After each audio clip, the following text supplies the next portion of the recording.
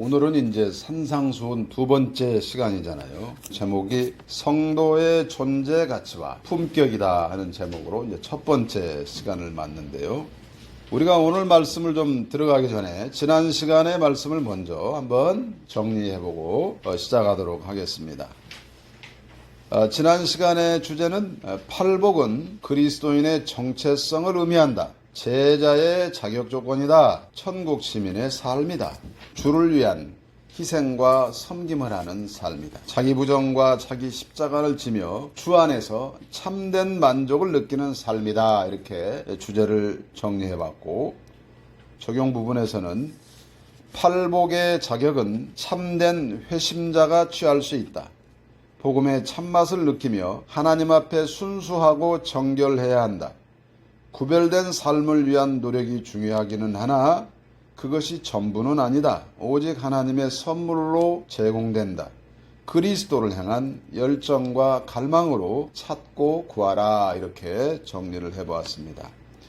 자, 그러면 이제 오늘 말씀으로 들어갈 텐데, 오늘 말씀 5장 13절부터 26절의 말씀은 그야말로 그리스도인으로서의 존재 가치가 무엇이고 또 드러내야 할 품격은 무엇인가 하는 것을 일러주는 아주 귀한 말씀이라고 보겠습니다. 계속해서 이제 10계명을 풀어주시는 그런 작업이라고 볼 수 있는데, 오늘이 그 첫 번째 시간이에요. 팔복이 제자의 자격과 조건을 갖춘 것이죠. 그리스도인으로서. 그렇다면은 갖고만 있으면 안 되잖아. 우리가 자격증이 있으면 써야 되잖아. 성도로서의 고품격 가치를 드러내자. 그런 말씀입니다. 그러므로 우리는 무슨 교회 교인으로 살기보다는 주님의 제자인 그리스도인으로 살아야 한다고 하는 것을 산상수훈을 통해서 들을 수가 있는 것입니다. 우리 주님이 이것을 말씀하고 계시는 거예요. 그래서 오늘은 이제 세 가지로 말씀을 드릴 텐데, 첫 번째는 세상의 빛과 소금이라는 말씀이에요. 이제 이 말씀을 잘못 알아들으면 이렇게 오해할 수가 있어요. 너희는 세상의 빛과 소금이 되라 이렇게 말할 수 있는데, 되라가 아니에요. 여기는 지금 이다라고 말하고 있어요. 소금과 빛이 다라고 말하고 있지 되라고 말하고 있지 않다. 무슨 얘기냐면, 그러니까 우리는 이미 세상에 소금과 빛이란 말이에요. 그러니까 그 가치를 드러내면서 살라는 거예요. 세상에 꼭 필요한 존재라 이 말씀이에요. 그 다음에 두 번째로는 그리스도께서 율법을 성취하셨기 때문에 제자인 그리스도인은 율법을 떠받들고 살았던 바리새인과 서기관들보다는 좀 더 나은 의를 보여야 하지 않겠느냐 하는 말씀입니다. 그리고 이제 세 번째로는 살인하지 말라고 하는 6계명을 풀어주신 것인데, 노하지 말고 화목하라는 말씀으로 정리를 해주고 계시는 겁니다. 그렇기 때문에 이제 오늘 말씀의 전체의 주제를 한번 뭉뚱그려 보면은, 그리스도인은 가만히 있어도 드러나는 존재이기 때문에 거기에 맞는 가치를 구현해야 한다. 율법을 지킬 필요가 없는 게 아니라 오히려 더 잘 지켜야 한다. 구약시대엔 율법에 대한 의무감 때문에 지켰다면은 예수님이 오신 뒤에는 믿음으로 즐겁게 스스로 지키는 것이 다르다. 구원받은 은혜에 대한 감사의 반응이다. 이렇게 정리를 해보았습니다. 그래서 첫 번째로 너희는 세상의 소금과 빛이라 하신 말씀을 가지고 한번 나눠봅시다. 13절부터 16절까지인데, 너희는 세상의 소금이니 소금이 만일 그 맛을 잃으면 무엇으로 짜게 하리요? 후에는 아무 쓸데없어 다만 밖에 버려져 사람에게 밟힐 뿐이니라. 너희는 세상의 빛이라. 산 위에 있는 동네가 숨겨지지 못할 것이요 사람이 등불을 켜서 말 아래에 두지 아니하고 등경 위에 두나니 이러므로 집안 모든 사람에게 비치느니라. 이같이 너희 빛이 사람 앞에 비치게 하여 그들로 너희 착한 행실을 보고 하늘에 계신 너희 아버지께 영광을 돌리게 하라. 아멘. 지금 그리스도인을 소금이라고 말씀을 하면서 짠맛을 언급을 하고 있습니다. 이 짠맛이라는 것은 대표적인 소금의 기능이죠. 보관을 잘못해가지고 소금기가 빠져버리고 불순물만 남게 되면은 버릴 수밖에 없다, 그런 말씀이에요. 그런데 이제 여기서 주의해야 될 것은 부패와 타락 이런 걸 방지하자 하는 그런 이야기를 먼저 전면에 내세우면은 그 이야기도 틀린 이야기는 아니지만은 이 본문과는 적합하지 않다. 이렇게 말씀을 드릴 수가 있어요. 다시 말하면 부패와 타락을 방지하자 이런 거는 소금의 부차적 기능이라. 염장을 해가지고 상하지 않게 만드는 이런 것들은 소금의 부차적인 그 2차적인 기능이지, 소금의 1차적인 기능은 무엇이다? 짠맛이란 말이에요. 짠맛을 내는 것이 소금의 1차적인 기능이에요. 그런데 단맛이라든가 신맛이라든가 매운맛 같은 것은 이러한 맛을 내는 그런 것들이, 그런 채소라든가 이런 게 너무 많이 있어요. 여러 가지가 있어요. 그런데 짠맛이라고 하는 거는 오직 소금만 갖고 내야 돼. 소금 이외에는 안 돼. 간장도 소금으로 만드는 거예요. 그렇잖아요. 간장도 매주 떼어가지고. 그러니 이 소금이었으면 어떻게 되겠냐 그런 말이에요. 그런데 당시 팔레스타인 지역에서의 소금이라고 하는 것은 늪지 이런 데서 구하는 것이기 때문에 불순물이 잔뜩 이렇게 쩔어 있어요. 그래서 언뜻 보기에는 소금 덩어리처럼 보이지만 소금기가 쫙 다 녹아 빠져버려 가지고 그냥 불순물만 남아있는 경우들이 많이 있다는 거예요. 그래서 그런 거를 이제 연상을 하면서 이제 우리 예수님이 말씀을 하셨는데, 짠맛을 잃지 말아야 된다라고 말하는 것은 무엇을 말하는 거예요? 변하지 말라는 거예요. 변하지 말라. 짠맛을 잃지 말라. 이 말은 무슨 말이에요? 하나님 앞에 변하지 말라 그런 말이에요. 그래서 이거는 이제 구약의 성경에 보면은 소금 언약이라는 게 나와요.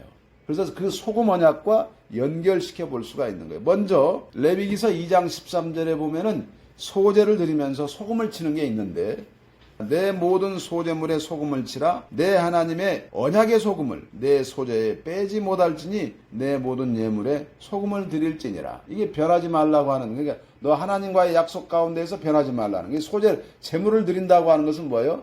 하나님께 제물을 드린다고 하는, 소제를 드린다고 하는 것은 하나님께 감사 예물을 드리는 것과 똑같은 것이거든. 근데 거기에 소금이 안 빠진단 말이야. 무슨 얘기야? 너 변하면 안 돼? 이런 이야기란 말이야. 그런 이야기. 예? 상징적 이야기지만. 근데 그런 이야기를 이제 다시 민수기 가면 또 나와. 민수기 18장 19절에서 이스라엘 자손이 여호와께 거제로 드리는 모든 성물은 내가 영광 몫의 음식으로 너와 내 자녀에게 주노니 이는 여호와 앞에 너와 내 후손에게 영원한 소금 언약이니라. 이게 주시는 것을 소금 언약이라고 또 말씀하는 거예요. 주시는 것을. 거제로 드린다는 건 뭐예요? 높이 들어서 올려 드리는 거예요. 그럼 높이 들어가지고 이 그 짐승의 다리를 높이 들어. 그래가지고 하나님께 드렸어. 위로 높이 들어서. 그래갖고 내리잖아. 그럼 내리면 내가 받는 거야. 하나님이 주신 건 돌려받는 거예요. 그래 이거를 소금 언약이라고 지금 말하고 있잖아. 그러고 난 다음에 또 역대하 13장 5절에 가면은 이스라엘 하나님 여호와께서 소금 언약으로 이스라엘 나라를 영원히 다윗과 그의 자손에게 주신 것을 너희가 알 것 아니냐. 무슨 말씀을 하는 거예요? 하나님이 다윗에게 나라를 주시겠다고 말씀하셨는데 이 약속이 변한다는 거예요? 변하지 않는다는 거예요? 변하지 않는다는 거예요. 그렇잖아요. 그러니까 소금 언약은 곧 뭐예요? 하나님의 언약이라는 말씀이에요. 이 하나님의 언약은 변하지 않는 언약이고, 이 언약은 곧 무슨 언약이다? 다윗 언약이요. 다윗 언약. 다윗 언약은 어디에서 성취가 됐어? 예수 그리스도가 이 땅에 성육신 하심으로써 성취가 되었다 그 말이에요. 우리 이거 너무나 잘 알잖아요. 그러니 택함을 받은 하나님의 백성이라고 한다면은 하나님 앞에 변하지 말아야 한다 하는 거를 이 소금이 상징을 한다 그런 말씀. 즉 신앙의 순수성을 잃지 말라. 세상에서 맛을 내는 존재로 살라.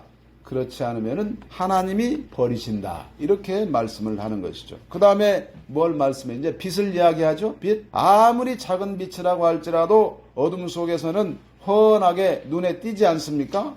이거를 지금 산 위의 동네라고 번역을 했어요. 가만히 있어도 눈에 띈다는 거예요. 교회와 성도는 모든 사람들에게 그냥 눈에 띌 수밖에 없어. 가만히 있어도.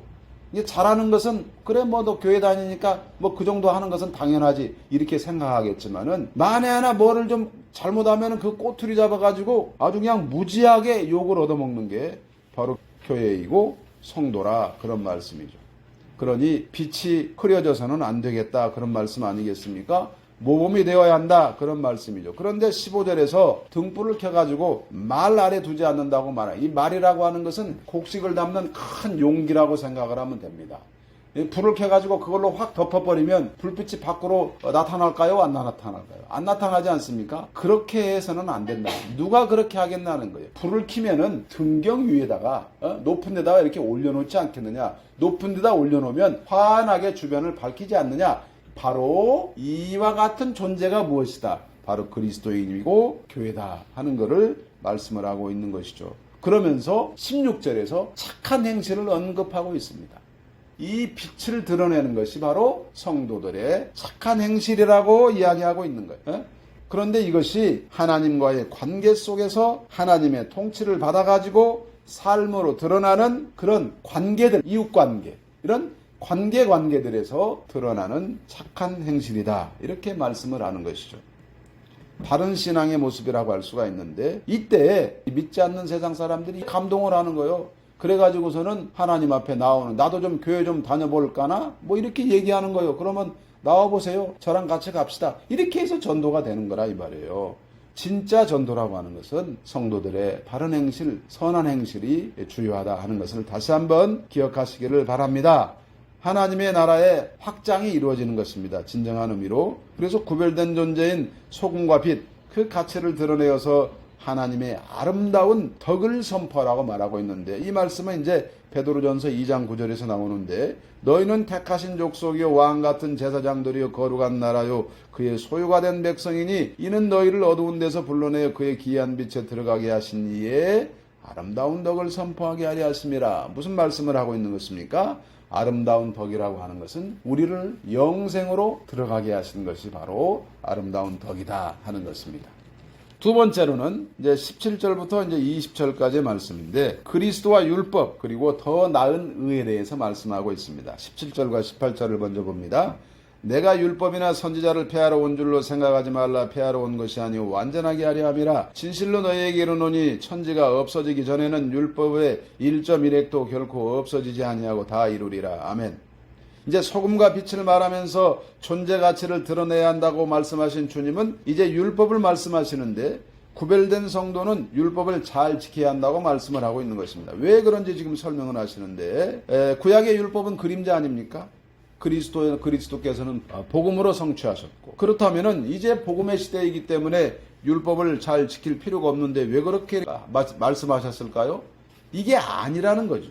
우리가 한번 생각을 해봅시다. 율법이 요구하는 것이 무엇입니까? 율법은 불의를 정죄합니다. 죄를 정죄합니다. 그러니까 율법이 요구하는 것은 무엇입니까? 율법은 의를 요구하는 거예요. 하나님이 율법을 주시면서 의로움을 요구하셨다 그 말이에요. 그러니까 율법을 다 지키면은 의로움을 성취하는 것이죠. 맞죠? 그런데 율법을 다 지킬 수 있는 사람이 있습니까? 없습니다.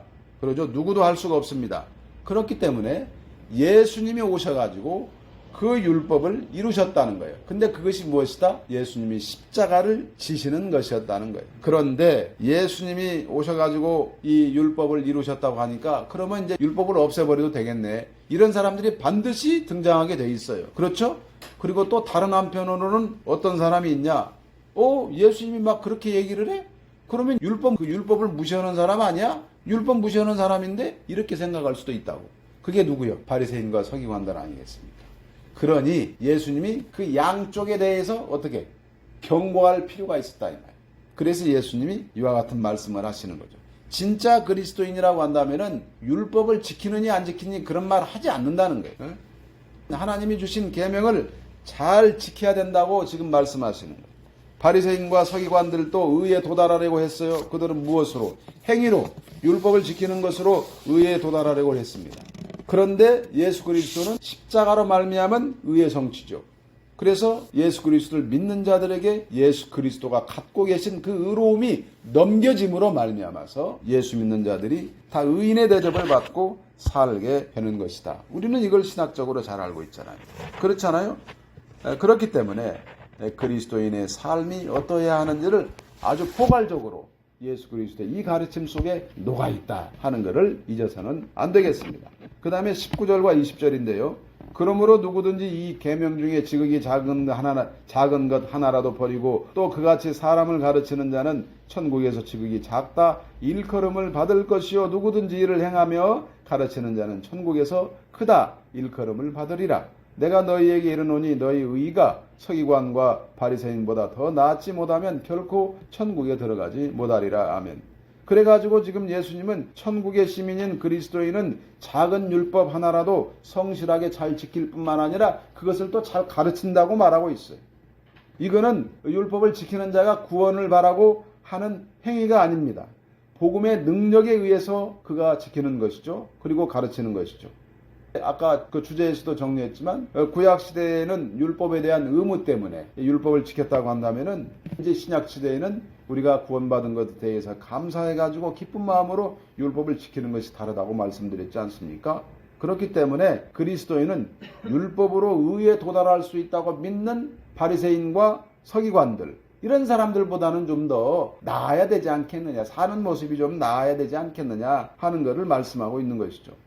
그래서 예수님은 앞으로 전개될 이야기가 십계명을 해석하고 적용해 주시는 것인데 이제 그것이 확대될 것이라고 하는 것을 암시하고 있는 것이죠.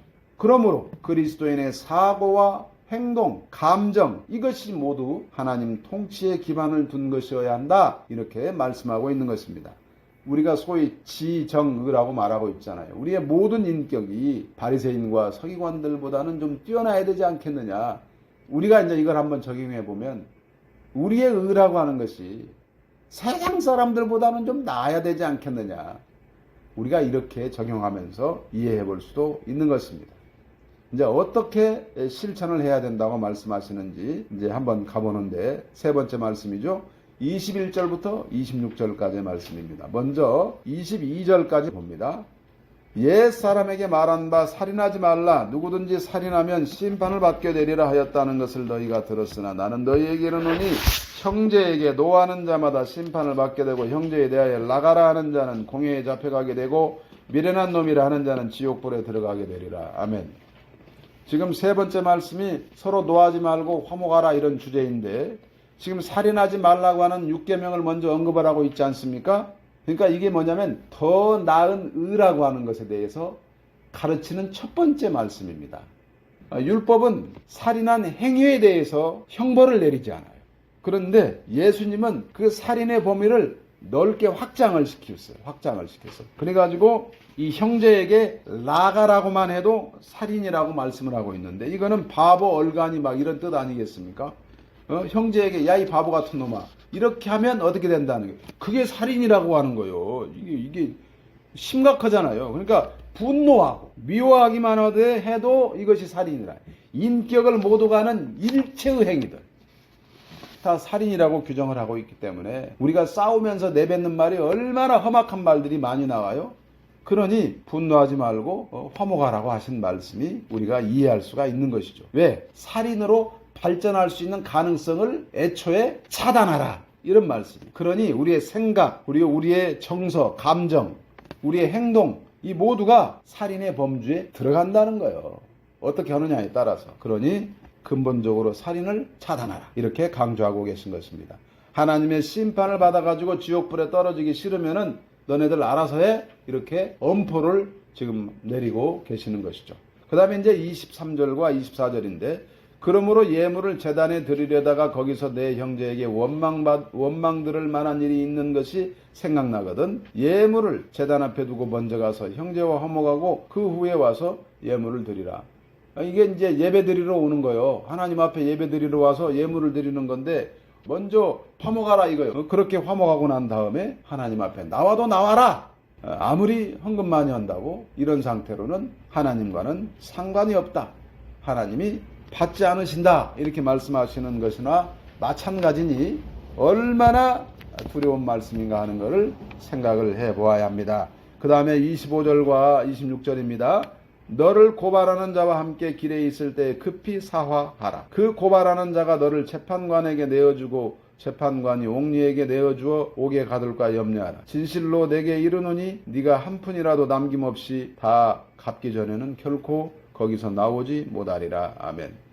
또 이제 뭐에 대해서 이야기하는 거예요? 빚 가지고 이야기하는, 송사에 휘말린단 말이에요. 어떻게 하라? 화해하라는 거예요. 그래서 사화하라고 하는 거는 법정에 일단 들어가 버리면 기회가 많지 않다. 그러니 법정에 가기 전에 빨리빨리 사화하라. 사화하라는 얘기는 뭐예요? 해결책을 제시하라는 거예요. 해결책을 제시하고 채권자에게 용서를 구하는 거예요. 내가 언제까지 갚을 테니까 제발 좀 이렇게. 이런 이야기를 지금 하고 있는 거예요. 그래서요, 이 적절한 방법을 구해야지, 그렇지 않으면 옥살이는 옥살이대로 하고 또 빚은 빚대로 갚아야 되는 그런 어처구니 없는 일이 생길 수도 있다. 그러니 절대로 그러지 마라. 말 한마디로 천냥빚을 갚는다는 말이 있어요. 돈이 없으면 못 갚지 어떡하겠습니까? 그렇잖아요. 그런데 태도가 중요하다고. 태도가. 나는 어떤 분의 그 간증 수기를 읽어본 바가 있는데 어떻게 하다 보니까 빚을 수십억을 졌대요. 그런데 이분이 매일매일을 어떻게 그냥 매일 돈 생기기만 하면은 그냥 그 양반한테 갖다 줬다는 거야. 10,000원도 갖다 주고 20,000원도 갖다 주고 30,000원도 갖다 주고 봉투에다 넣어가지고 죄송합니다. 갈 때마다 죄송합니다. 한 주일 모아서 갖다 또 죄송합니다. 계속 그러니까 나중에 그 부자 채권자가 이제 그만 오라고 그러더래. 이제 됐다고. 그러면서 그 남은 빚을 다 탕감해 줬다고 하는 그런 수기도 내가 읽어본 바가 있어요. 다시 말하면 무엇이다? 이 사화라고 하는 것은 해결할 방법을 제시하는 것도 중요하지만 돈을 갚으려는 자의 태도가 중요하다는 것을 말씀하고 있는 것입니다. 또 25절과 26절을 영적으로 한번 해석을 한번 해보자고요. 예수님이 그 당시에 이 말씀을 하시는 것을 곰곰이 한번 생각해 볼 필요가 있다는 거예요. 당시 유대인들이 어떤 존재들이야? 하나님 앞에 온전한 회개가 없는 상태잖아요. 이 사람들이 결국은 망하기 직전 상태잖아요. 그렇다는 것을 봤을 때 유대인들에게 예수님이 말씀하시는 거예요. 너희들이 얼마나 지금 하나님 앞에 많은 죄를 지고 있느냐. 다시 말하면 죄의 빚을 지고 있느냐. 채권 채무 관계가 있는 거예요. 하나님 앞에 죄값을 치러야 되니까 채권 채무 관계에 있는 거예요. 그렇기 때문에 하나님 앞에 온전한 회개를 하고 하나님과 제발 좀 화목하라. 그 화목할 수 있는 방법이 뭐예요? 그리스도가 말씀하시는 복음을 받아들이라는 것인데 이 사람들은 그걸 받아들이지 않고 있잖아. 끝까지. 그래 나중에 결국 망하게 되는 것인데 이렇게도 우리는 해석을 해볼 수가 있다는 거예요. 그럼 우리 입장에서도 우리가 하나님 앞에 죄인이잖아요. 구원받은 은혜에 감사해서 지키지만은 우리가 순간순간 죄를 지을 때 있잖아요. 그때 빨리빨리 빚을 갚으라는 거예요. 빨리빨리 하나님 앞에 회개해가지고 빚을 갚아버리라고. 그걸 1년, 2년 묵혀가지고 10년, 20년 갖고 가가지고 나중에 큰 코 닥치지 말고 지금 그 말씀을 하는 것으로도 이해할 수가 있겠다 싶습니다. 그래서 오늘 말씀을 좀 전체적으로 한번 정리를 해보면 그리스도인은 세상의 소금과 빛이다. 세상에 꼭 필요한 존재로서 그 가치를 드러내면 하나님의 법을 잘 지키는 것으로부터 출발한다. 그리스도인은 고품격 존재 가치를 드러내면서도 겸손하고 온유해야 한다. 그래야 하나님의 법을 잘 지켜낼 수가 있다. 분노를 피하고 화목을 추구하라. 팔복이 그리스도인의 자격 조건을 제시하면서 정체성을 말하는 것이라면은 소금과 빛은 그리스도인의 존재성과 그 가치가 어떠해야 하는가를 말씀을 해주는 것입니다. 예수님의 요구사항은 세상에서 꼭 필요한 존재가 그리스도인들이기 때문에 그 가치를 드러내면서 하나님 나라 시민으로서의 품격을 유지하라 이런 말씀입니다.